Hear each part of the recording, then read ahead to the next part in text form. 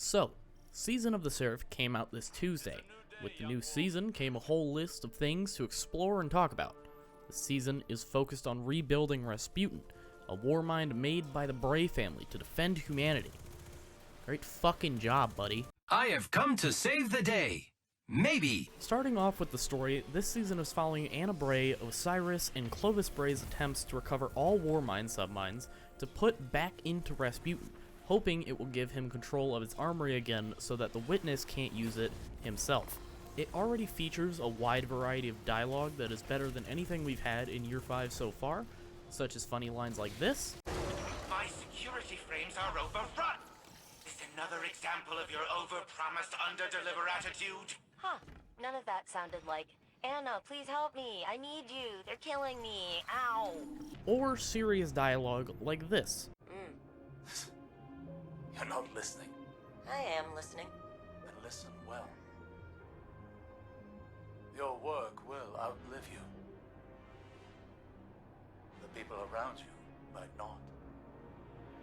One day you're going to wake up, assuming you've even slept at all, and realize that the world is a very different place than the last time you remembered to look at it. You will abruptly, viscerally regret the absence of something as small as a single cup of tea.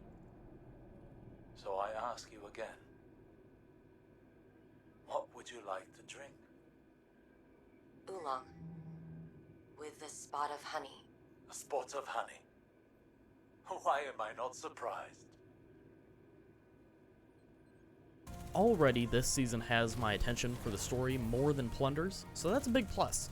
I'm actually excited to see where this one goes already, as Clovis is a very interesting character who we didn't see get used much in Beyond Light.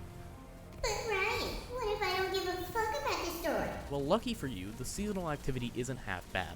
Although it depends heavily on your fire team's competency for the speed of it, the activity is genuinely fun. I think that is very heavily thanks to the fact that the enemy density, alongside a modifier putting you 5 power below your enemies no matter what level you are, makes the activity actually difficult.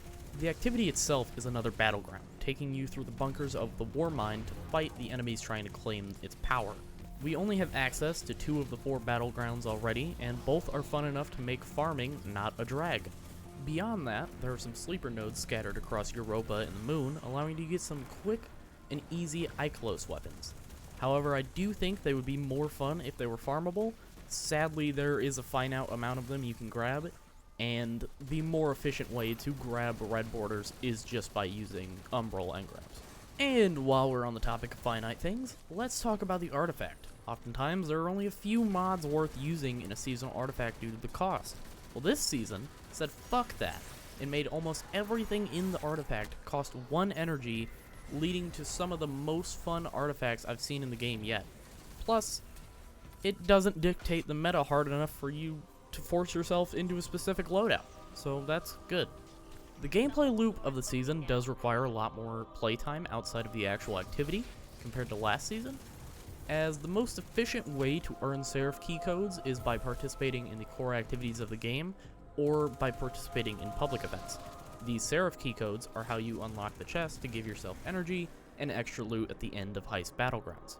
While the season is good, since it requires more time and investment into core activities, let's talk about those next. Strikes and Gambit remain the same as they have for the past year or so, and I believe that they will stay that way until sometime in Lightfall. That leaves Crucible to carry since it has received the most recent changes. Truthfully, it seems very poor to call it a rework.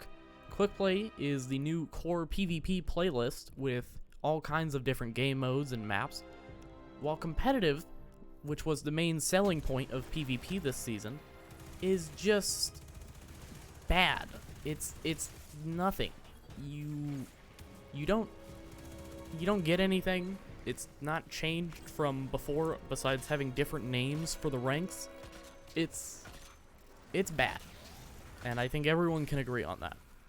However, for completing your placement matches, you do get the Rose Hand Cannon, so I still suggest everyone do that.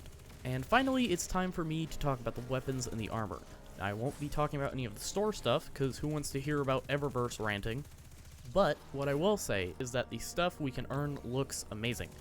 I'm very happy with the design of the armor and the weapons of this season, even if some of them look very easy to shitpost with, like this glaive, the melee weapon with a laser sight being compared to this knife with a scope on it.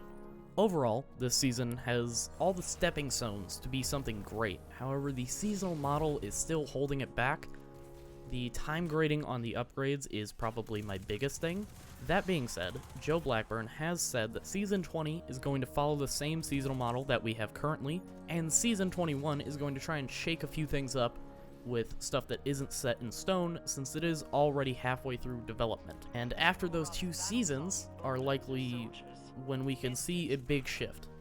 Let's hope he isn't lying, as he has said something similar about Season 16 being a big change for the game back in 2021, and that clearly has not been true. Anyways, thank you guys for watching. I'll be coming out with some videos on the dungeon and the new exotic weapons as soon as I get them with the catalysts. So, see you guys then. Bye.